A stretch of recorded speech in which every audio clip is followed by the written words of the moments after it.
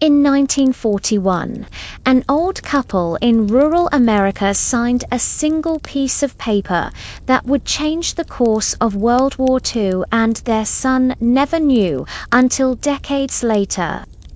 In the winter of 1941, in a small farming town outside Des Moines, Iowa, lived Henry and Margaret Collins. They were not famous. They were not wealthy. Henry was 63, his hands permanently stiff from decades of repairing farm machinery.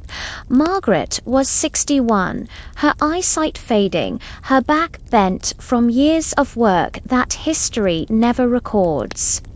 Their only child, Thomas Collins, had just turned 19.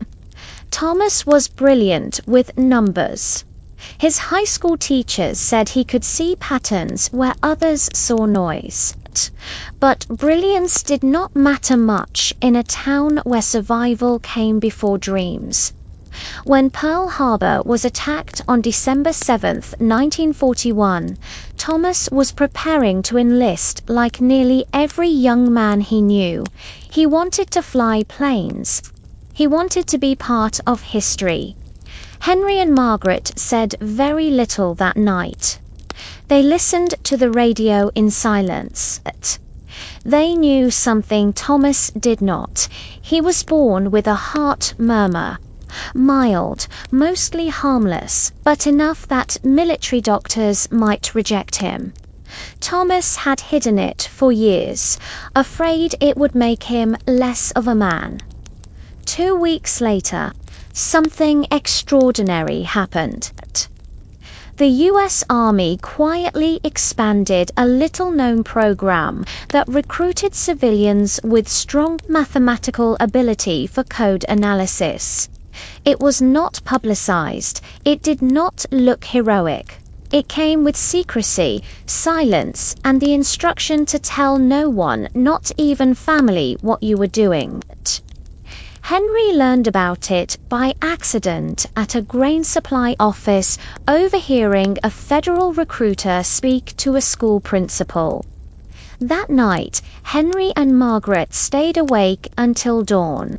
They talked about their son, about war, about how some sacrifices never receive medals. The next morning, without telling Thomas, they took the bus to Des Moines. Margaret sold her wedding ring to pay the travel cost.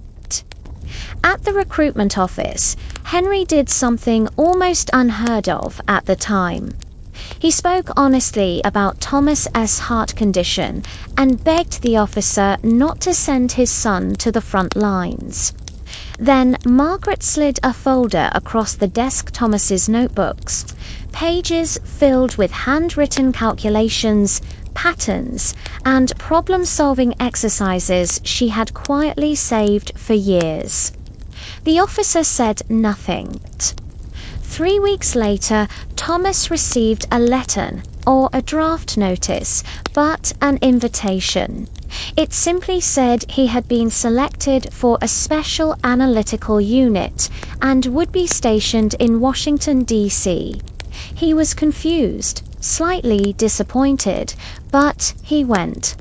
For the next 4 years, Thomas worked in a locked room he was never allowed to describe.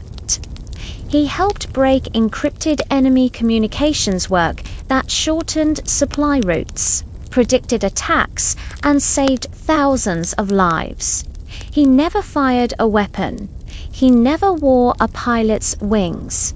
And he never knew why he was chosen. Henry and Margaret aged quickly during the war. They wrote letters full of ordinary details, weather crops, neighbors never once mentioning what they had done. They understood that history often moves forward because of people who remain invisible. Margaret died in 1952. Henry followed 5 years later. Thomas returned home for the funerals, grieving not just his parents, but the silence that had always surrounded their lives. It wasn't until 1974, nearly 30 years after the war, that the US government declassified parts of the program Thomas had served in. One afternoon, he received a thick envelope from the Department of Defense. Inside was a citation recognizing his contribution to Allied victory. At the bottom of the letter was a handwritten note from a retired recruitment officer. It read, "Your parents came to see me in 1941. They asked that you be protected, not honored. They believed saving one son quietly was worth more than losing him loudly." Thomas sat alone at his kitchen table for hours. For the first time, he understood the true scale of his parents' love, not the kind written into history books, but the kind that changes history anyway.